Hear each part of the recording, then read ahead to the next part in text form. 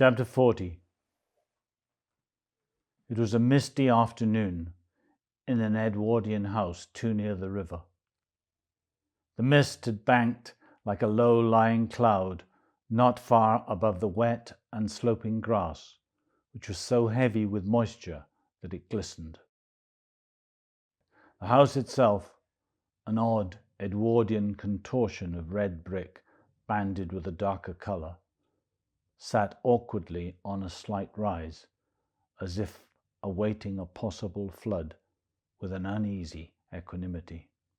Gwendraeth James, accompanied by Harry Warden, stood in front of the French doors in what had formerly been the dining room, but was now obviously used as a kind of repository for a formidable array of Welsh antiques. Turning away from the view of the river and back into the room, Gwendraeth noted a rare 18th century Welsh dresser with a display of plates, and flanking it, a cwbwrdd daidarn, a two-piece cupboard in dark oak that was undoubtedly Tudor. Gwendraeth didn't normally care about antiques, but he couldn't help noticing the quiet privilege that these pieces indicated. It set him thinking.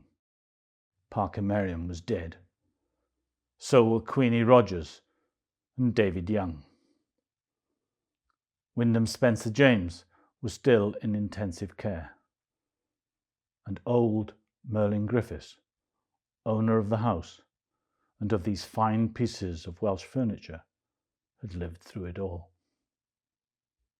The door to the dining room opened, and the old man, immaculately dressed in a pinstripe suit that looked as if it had been made in Savile Row, came in, leaning on a gnarled walking stick with a silver handle. His son, the younger Merlin Griffiths, less formally dressed in a black leather jacket and t-shirt, came in behind him.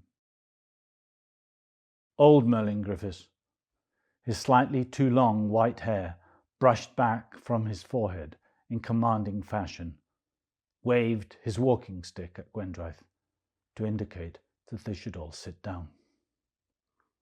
As they prepared to face each other across the polished table that occupied most of the centre of the room, Gwendraeth repressed the thought that it was probably worth more than a couple of months' salary. He and Harry Warden sat down on Chippendale chairs on the other side of the table.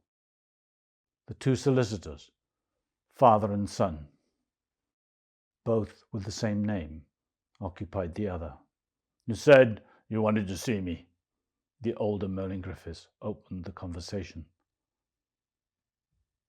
His voice, though obviously less resonant than it had been formerly, was still commanding. He had been in situations like this hundreds of times, Gwendraeth thought, and he understood enough to know it was better to take control if you could. "I think you know what about," Gwendraeth said.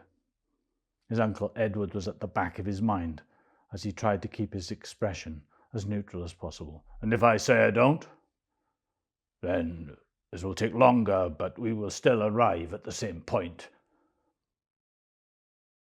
Gwendraeth's remark was followed by a heavy silence in the room. From the hallway outside, there was the measured tick of a grandfather clock. Gwendraeth pushed back the thought that it was probably another valuable antique. He breathed in deeply and caught the curious aroma of lavender and beeswax that made the room smell like a well-cared-for museum. Merlin Griffiths conferred with his son for a while, and then he said, "You told my son, but you know I knew your uncle." Gwendraeth admitted that he had. In arranging the appointment with the younger solicitor, he had told him some of what he knew, but he hadn't told him about Edward's tapes, or about his uncle's virtual obsession with what had happened to Henrietta James in 1952. He had kept some things back for a purpose. "You met my uncle, Edward James, in a pub in Carmarthen at the time the deaf-mute William Davis was arrested, Gwendraeth said. There's no point in wasting time. Not now. What if I did? According to him, you indicated the case against William Davis would probably not hold water, but at the same time it would be futile to fight it. The older solicitor's composure was completely intact.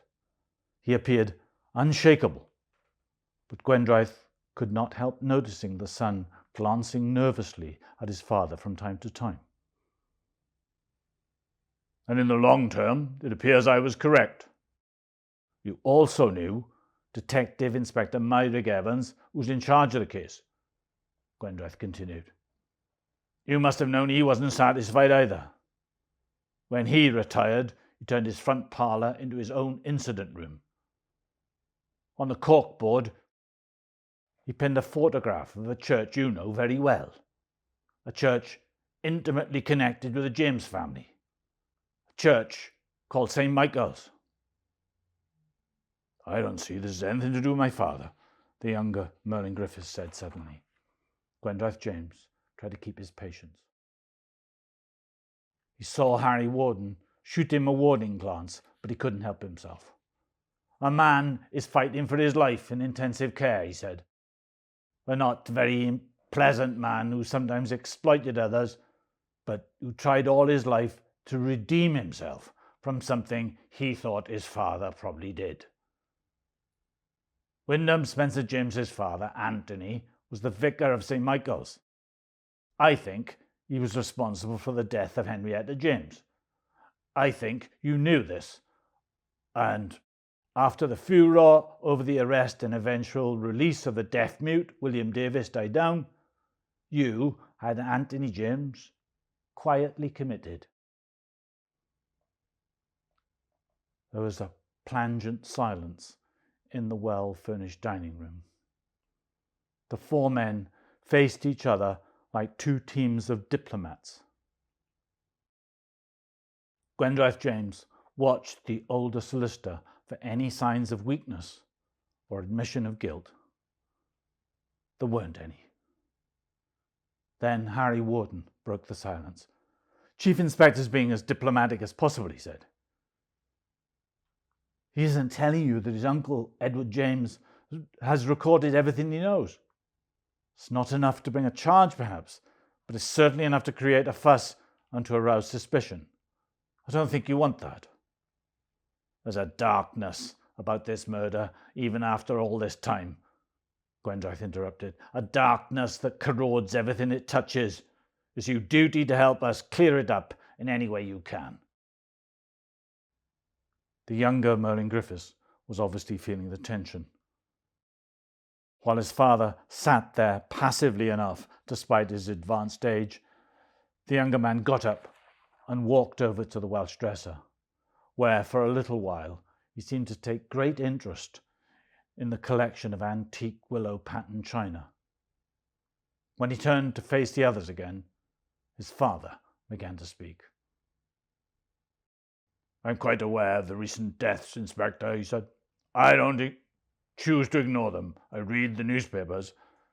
But I don't know what you want from me. The truth. Everything you have connected with me is mere supposition. You know it, and I know it. There's no evidence to link anyone with the death of Henrietta James. If there had been, the case might have been solved long ago. Anthony James killed her, didn't he? You can't expect me to answer that, can you? Not seriously. We're both too old for self-incrimination. You don't deny you knew my Uncle Edward, though, do you? Of course I know him. He's about my age, a little younger perhaps. This is not a large town, is it? The calculated calmness of the room's interior began to take its toll on Gwendraeth. With a clarity that surprised him, he suddenly saw it all for what it was, a carefully arranged and civilized obfuscation. He was determined not to let it stand in his way. He said, It was an even smaller town back then, wasn't it? Things were easier to arrange. Murder was easier to hide. Anthony James killed his cousin Henrietta, and that fact was too shocking to reveal. He probably did it because he was deranged and he was jealous. Her side of the family had always been the ones with the money and influence. What did he come from, after all? Vicar after vicar after vicar, bright men with no place to go but a draughty church on a windy hill. He resented her. He probably needed money, but when he went to ask her for some, she refused. Truth was, by that time, she didn't have any herself. She needed to sell land to survive. But he didn't know that, did he? He took it personally. He resented her, and he killed her for it. You knew that, and you helped cover it up, didn't you? There was an awful silence in the room after Gwendraeth finished. Finally, Merlin Griffiths said to his father, "You know, you don't have to listen to this." "I think I do," the older man said.